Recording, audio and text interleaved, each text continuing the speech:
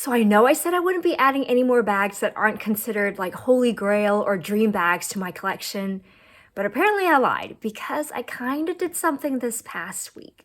Hello and welcome to A Briefcase of Luxury, a place where we love to chat about all things related to life, learning, and luxury. Today I have a bit of an unplanned unboxing for you guys. I feel like I've secretly been harboring a Chanel itch that I'm still trying to come to terms with. Since it's an itch I know it's just not feasible to scratch at the moment. Like, if I was wanting something direct from the Chanel boutique, I'd be looking at spending a minimum of what, $4,000 to $5,000 on a mini bag pre-tax.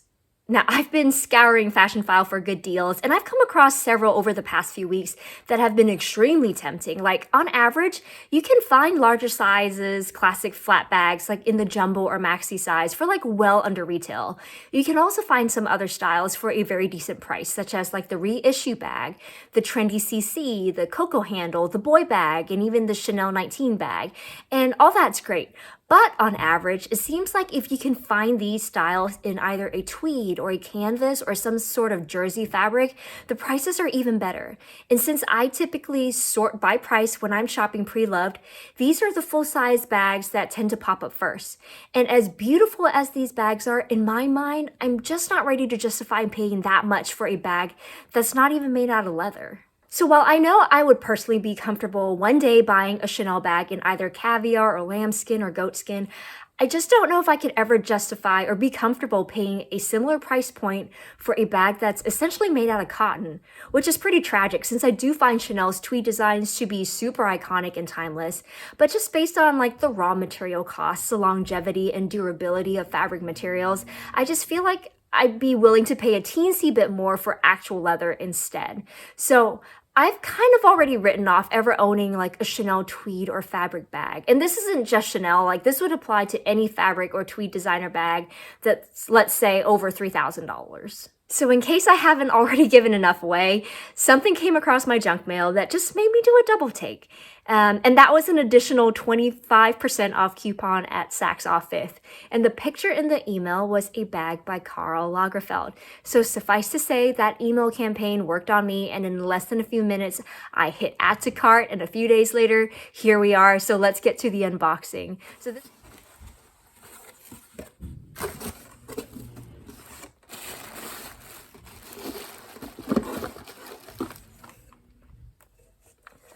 Oh, I forgot. My husband also wanted, he also found this on sale on the Saks Off 5th website, and it is an Hermes moisturizing face emulsion.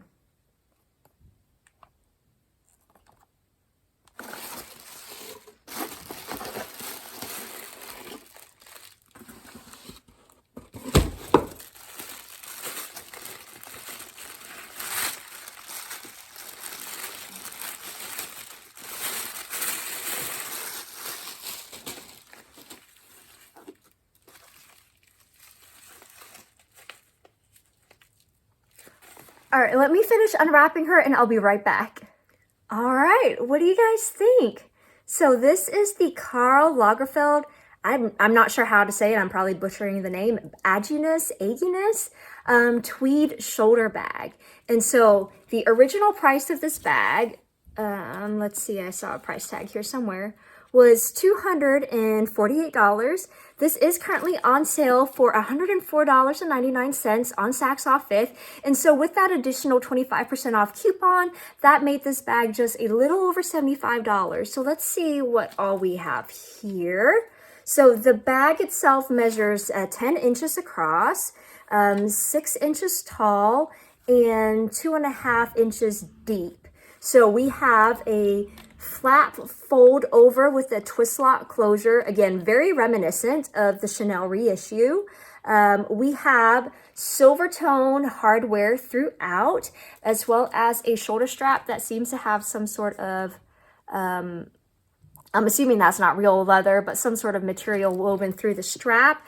I think wearing it doubled up, it measures 11 inches down, and I think 21 inches if we pulled it all the way through. Let's see, on the back, we have a very generous slip pocket that runs all the way throughout. And let's take a look on the inside. So let's pop her open. Okay. right, she's got some sort of silver lining on the inside. Let me pull the stuffing out so we can see what all is in there.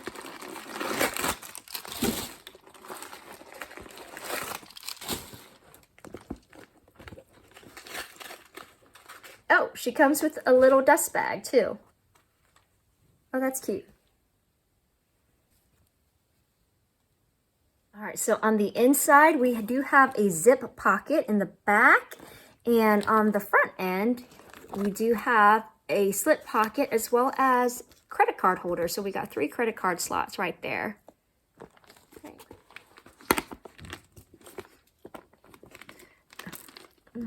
And there we go.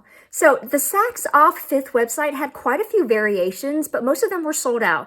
There were really only, I think, 2 or 3 left or still available on sale. So before I actually pulled the trigger on this one, I also decided to check out the actual Karl Lagerfeld website. And sure enough, they had a lot more colorways available. And they were still on sale, but not to the extent of Saks Off 5th's prices. I think on average, you would still be paying about $100 per bag. But there were several that really caught my eye on the website too. Like there was a navy one and a multicolored tweed one with like a black trim on it. So this, I believe, was the lilac multicolor, and I think it's extremely pretty for like spring and summer. The colors that are woven in, I'll try to get up close. You get like purples and lavenders and some turquoise, some creams and yellows and some sparkly bits. And so, yeah, I think it's actually very pretty. Now, in terms of the quality, I mean, it's a $75 bag. You get what you pay for. It's not terrible for sure. But again, for 75 bucks, I think it's worth it. Now, the one thing I was a little hesitant about was the Karl lettering on the flap.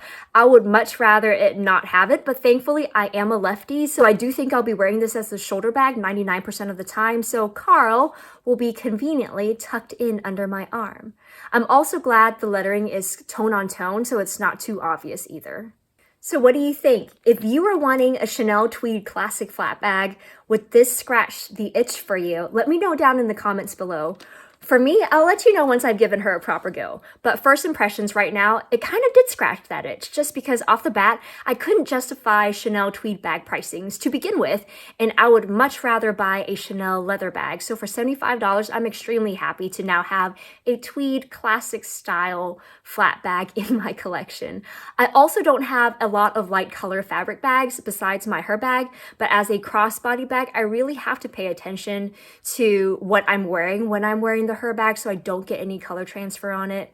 The option of wearing this as a shoulder bag almost eliminates that issue for me. And also, I've been wanting to play around with more colors, so I'm really looking forward to having some carefree fun with this bag. Now, the last thing I kind of want to touch on, I've never been one to pay attention to Karl Lagerfeld's brand. I think when I was younger, I would have really been all over his like cat designs. But looking over his collection, I mean, it screams Chanel inspired, doesn't it? I'll try to pop up pictures of some of the current bags that are on sale or available online. And I mean, they are definitely Chanel inspired. But it got me thinking further. Is that even the right description? Because as Chanel's creative director since 1983 until he passed in 2019, I mean, he was technically the creative force behind Chanel's like classic flap with the interlocking CC logo. He was behind the boy bag, the Chanel 19, like he was the creative director for those bags. So are these really considered Chanel inspired? Or are they just pure Lagerfeld, you know? And how does that work with intellectual property rights? Like in academia, it's still considered plagiarizing if you're plagiarizing your own work. So in this case, is it theft if you are stealing or recycling your own designs? And would it be even worth it for Chanel to instigate lawsuits for trade dress infringement? Karl Lagerfeld was also the director for Fendi's fur and leather good divisions, and their director for even longer than Chanel's. I mean, he started at Fendi back in the 60s. He designed the Fendi logo, and he was the one constantly reinventing the Fendi baguette. And he's been involved with so many other fashion houses, so it's interesting that for his own personal brand, it seems to shadow or at least take after Chanel the most.